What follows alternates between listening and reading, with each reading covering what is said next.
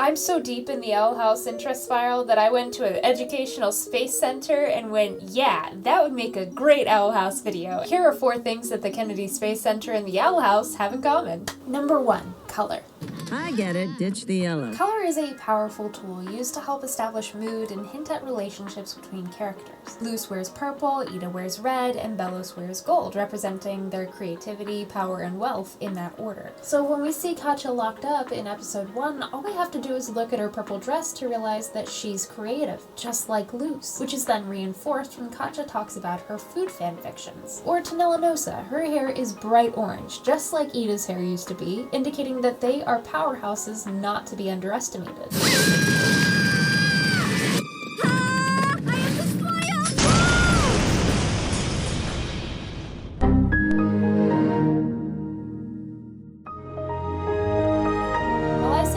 Everything a lot harder than it needs to be for the future, Kennedy Space Center actually knows how to use color and uses it to its advantage. Every room I walked through had mood lighting or projections with the sole intention of invoking a sense of awe and wonder in us visitors. Purples guided our steps into the mystery of space. Constellations swirled around us in powerful red and orange hues. Walking around the exhibits, it felt magical to just wander around aimlessly, looking here and there, but there was one exhibit that seemed to catch everybody's eye. One that prompted my friend to ask, "Do you think we'll do it?" Glowing in brilliant hues of green amidst the oceans of deep purples, the life habitat stood out amongst everything else. It's a pressurized tent-like structure designed to support life in outer space, and unlike the other exhibits around us, this one was current, the latest test dating January 2024, so they wanted to draw attention to it. And this is where color symbolism became more of a strategy than a vibe establisher, because on the color wheel you've got this wide array of colors, some right next to each other like blue, purple, and magenta, and others opposite each other like purple and green. And the way color theory works on the most basic level is that analogous colors, the ones next to each other, work together seamlessly, so your eyes naturally skim across them. Complementary colors, on the other hand, are opposite each other on the color wheel, meaning they stand out from each other, creating contrast. Goopy Belos's dark green and Luz's light purple symbolize their contradictory beliefs, morals, and intentions by being contrasting colors. Although, let me be clear, that contrast doesn't always mean that green means bad being. You can wear green and still be a good guy, okay? Number 2, audio. If color establishes a mood and relationship between things, music sets the tone and pace.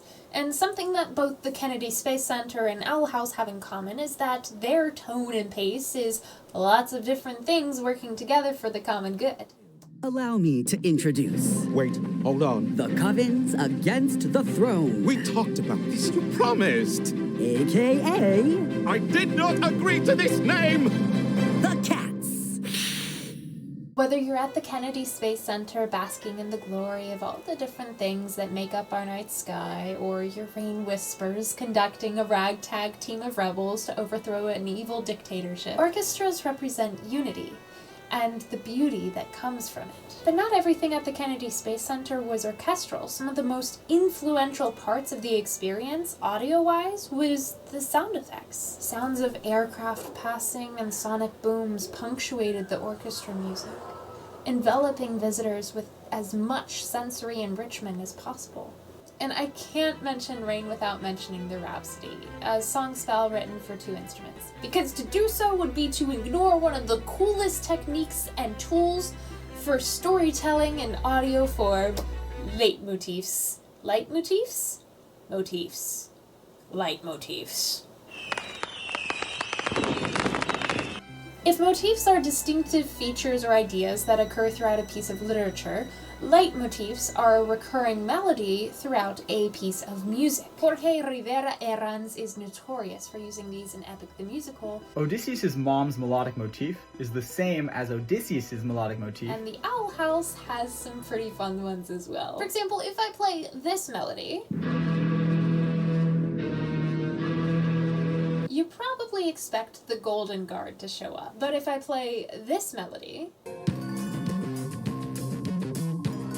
well, you're probably thinking a little guy in jammies is hanging out, aren't you? And this one?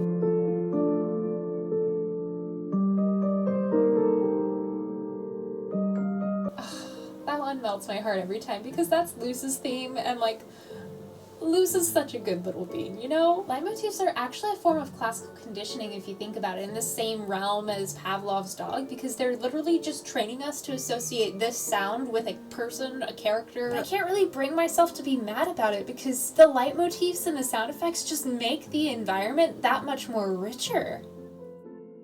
Number 3, perspective.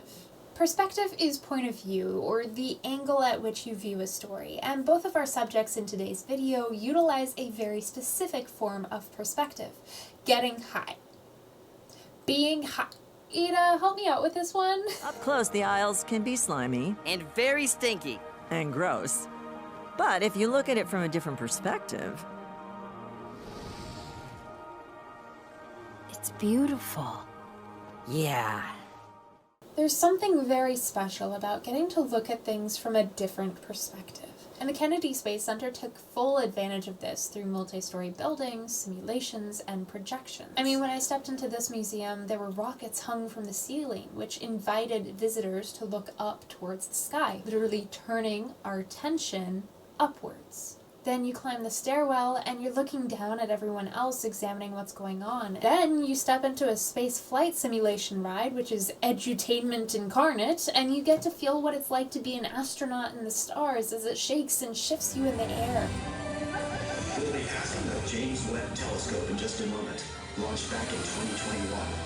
Webb's increased resolution, 100 times more powerful than the Hubble Space Telescope, was a marked step forward in our study of stars. Astronauts deal with an entirely different scaling system because their perspective is different. I almost think of them as part of an American Western film. This here world ain't big enough for the 8 billion of us, let's explore the stars. Funnily enough, the Owl House's perspective is almost distinctly anti-Western. Luz, being a human and teenage girl, often gets stuck feeling like everything is on her shoulders, like she has to fix everything. And Ida pulls her out of that spiral and into the sky, showing her, hey, this here Titan's big enough for the 2 of us. And the rest of us. Not gonna lie, I think I got a little off track there, but my point is, it's no mistake that at the climax of conflict in the finale of season 3 of The Owl House, when everything is just so high stakes, Luz takes Ida and King with her to regroup themselves, back to that spot in the sky, looking down at the Titan and just taking a minute to breathe. Whether you're walking into a freezer to scream into, or you're miles away from any ground whatsoever, perspective is grounding, and it gives insight in moments of overwhelm, but it doesn't work alone. Number 4, guiding lines. Guiding lines direct your attention through a composition, or whatever you're looking at. In the Owl House, guiding lines can look like clouds pointing towards Luz and Amity during their prom dance, or Luz and Amity holding hands. Sometimes the guiding line is Hootie himself, although it's not much of a line and more of a squiggly wiggly something. Are you trying to point, or... Look at the weather vane! But here, for example, we're looking at Amity, because that's where Hootie's pointing to. Guiding lines are also present thematically in the form of Luz's interests. Whatever sticks out to Luz's brain is gonna stick out in the show, because the show is about Luz Noceda. At the Kennedy Space Center, however, they achieve guiding lines more literally through literal lines. Rockets tower over you as you walk throughout the park, guiding your eyes, and therefore focus, upwards to the sky. Which, given that it's in Florida, isn't necessarily a good idea because it's gonna damage your eyeballs from staring at the sun. But still, guiding lines, rockets, up. Guiding lines establish perspective. Perspective focuses your attention, your focus is highlighted with color, and the colors reinforce the mood established with music. But what happens when you have none of that? When everything seamlessly blends into each other and you've got nowhere for your eyes to rest? Space. I don't need to solve the maze. I'll stretch like a shadow and fade like the haze. I'll work all day but I won't deliver. I'll grow like a tree in the LA River. That which we relate to being above us is now all around us. The focal point becomes omnidirectional, and we realize you're among the stars now. Look, kid, everyone wants to believe they're chosen. But if we all waited around for a prophecy to make us special, we'd die waiting. And that's why you need to choose yourself. Does that mean you'll give me a magic staff of my own? Not yet, but someday. 'Cause everything is chutes and ladders and someone else telling me what matters. So, I'm taking my sweet time. tell the stars hello. I'm taking my sweet time.